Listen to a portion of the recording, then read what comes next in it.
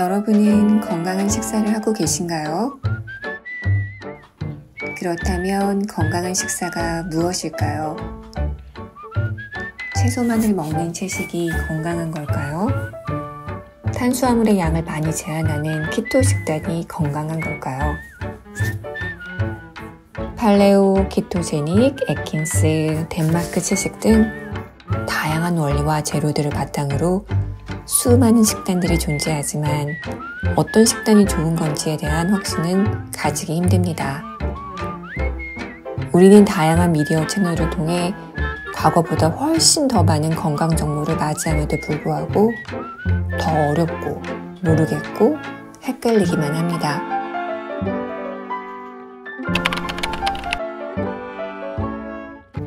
각각의 식단들은 자신만의 원리와 근거를 가지고 있어요. 어떤 식단이 더 좋다, 더 나쁘다라고 쉽게 말할 수는 없습니다. 모두 나름의 근거와 논리가 존재하기 때문이죠. 그래서 저는 건강식이라고 부르는 식단들의 공통점을 찾아보았습니다. 공통적으로 말하는 부분들은 모든 전문가가 동의하는 부분으로 우리가 가장 중요하게 생각해야 할 기본적인 요소라고 생각했기 때문입니다. 그 공통점은 다음과 같았어요. 가공식품이 아닌 자연이 주는 음식을 먹어라. 최대한 다양한 채소를 많이 섭취해라. 정제된 설탕이나 탄수화물을 많이 먹지 말아라. 과식하거나 폭식하지 말아라. 이러한 공통점은 너무 상식적이고 당연해서 사람들이 쉽게 간과하는 부분이라는 것도 깨닫게 되었습니다. 자극적이고 마케팅하기 좋고 단편적인 건강 지식과 유행보다 가장 기본적이고 근원적이며 누구에게나 적용할 수 있는 이러한 공통적인 조건에 제 식단에 중심을 두기로 결심했습니다. 기본기가 잘 세워지고 나서 나의 몸에 맞는 좀 더 디테일한 맞춤을 해야 한다고 생각했어요. 실제로 많은 사람들이 건강 유행 상식에만 휘둘리면서 기본적인 건강한 식사의 습관을 지키지 못하고 있어요. 음식과의 관계도 부정적으로 형성되기도 하고 이는 식이장애와 스트레스로 이어지는 경우도 많아요.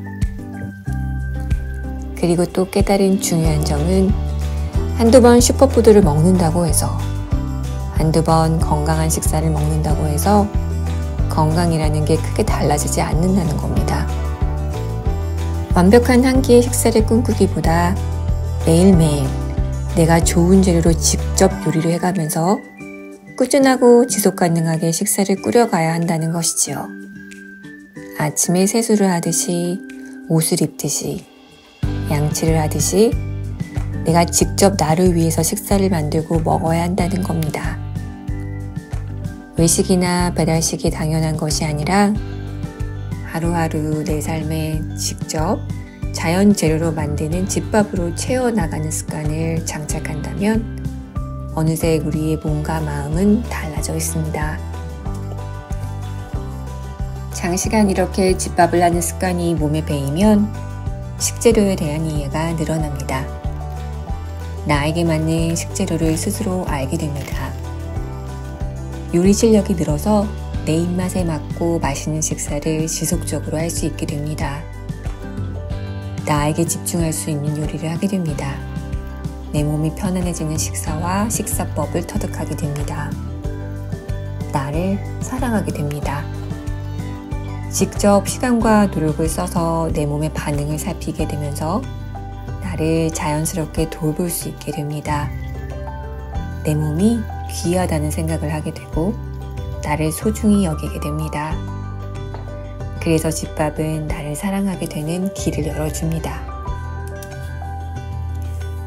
미국인들의 식단에서는 에너지의 약 50%가 초가공식품에서 나온다고 하죠. 나이가 어릴수록 그 비율은 10% 이상 더 높아진다고 합니다. 우리나라도 매년 초가공식품 섭취 비율이 늘어나고 있어요. 정크푸드라고 생각되는 냉동피자, 과자, 아이스크림, 레토르트 음식은 물론이고 우리가 무심코 구매하는 간장, 양념류까지 초가공식품이 아닌 게 없습니다. 과식을 부르며 염증을 일으키고 장기적으로 건강을 해치는 초가공식품을 식단에서 줄여나가야 합니다. 우선 이러한 제품들의 원재료명을 꼼꼼히 확인해서 자연재료로만 만든 최소한의 가공만으로 만든 제품을 사거나 아예 자연식품인 홀푸드를 구매해서 요리하는 습관을 기르는 게 중요하다고 판단했습니다.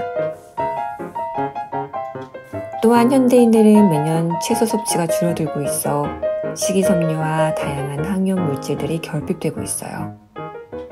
그래서 의식적으로 채소의 양을 늘리기 위하여 다양한 팁을 발굴해가며 식탁 위에 채소의 양을 늘려가기 시작했습니다. 제가 어떻게 채소의 양을 늘려갔는지는 앞으로 차차 노하우를 공유해 보겠습니다. 고운 요리도 피하는 것이 좋습니다. 튀기거나 굽거나 하는 조리법들은 당독소를 발생시켜 몸에 염증을 불러일으키지요. 저온으로 조리하는 습관을 만드는 것은 건강한 식사의 시작입니다. 그리고 농산물을 고를 때는 최대한 친환경 식재료를 고르려고 노력합니다. 식재료들의 환경도 많이 변화하고 있지요.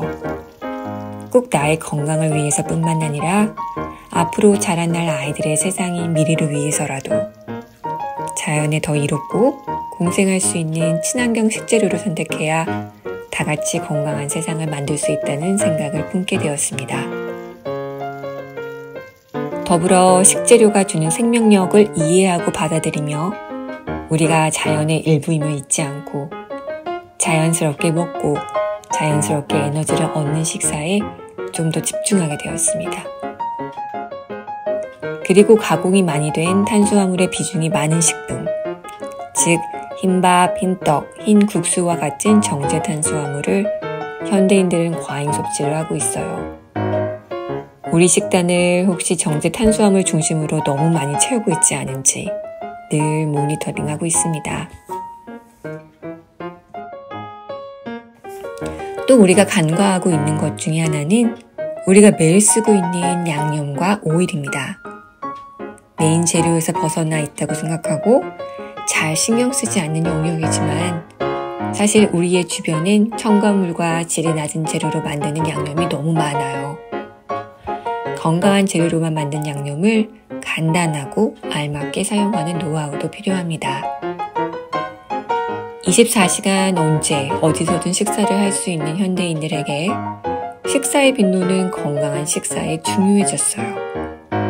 너무 자주 먹고 있어 소화기관이 쉴 기간을 주고 있진 않는지 항상 염두에 두고 건강한 공복 시간을 가져가는 것도 잊지 말아야 합니다. 마지막으로 식사는 즐거워야 해요. 건강하게 먹어야 한다는 압박으로 스트레스를 받거나 죄책감을 가지고 식사를 하게 된다면 건강한 식습관은 결코 가져갈 수 없게 됩니다. 잘못된 식이장이 빠질 수도 있고 몸의 염증을 가속화시킬 수도 있어요. 기능의학의 윌 콜 박사는 쉐임플라메이션이라는 단어를 사용했습니다. 쉐임, 인플레메이션의 조합인데요. 식사를 하면서 수치스러운 마음을 들게 하는 것은 그 행위 자체가 또 다른 염증이 될 수 있음을 강조했습니다. 식이장애를 가져올 수도 있고요. 늘 감사하고 즐겁게 식사를 할 필요가 있습니다. 이 모든 과정이 시간과 노력이 많이 들고 실행하기 어렵다고 생각할지 모르겠지만 사실 50년 전만 해도 우린 이런 습관을 해오고 살았습니다. 생각을 조금만 바꾸고 새로운 습관을 조금씩 장착한다면 쉽고 즐거운 마음으로 흥할 수 있는 식습관이 됩니다. 이러한 기본적인 식사 습관을 구축하면 그 후엔 나에게 맞는 음식을 더 정교하게 찾아갑니다.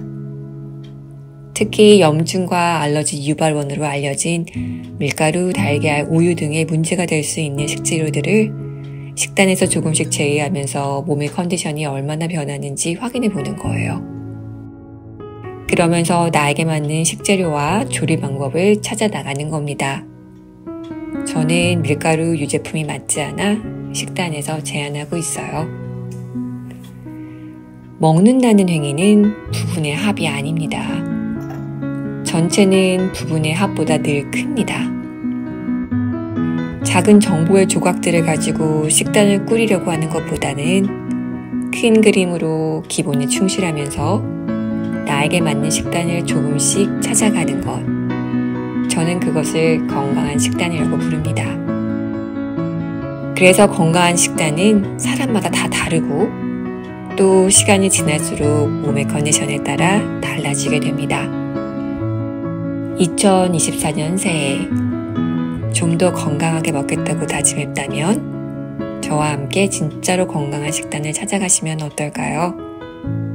2024년 올해도 당신의 홀섬한 식사를 응원합니다.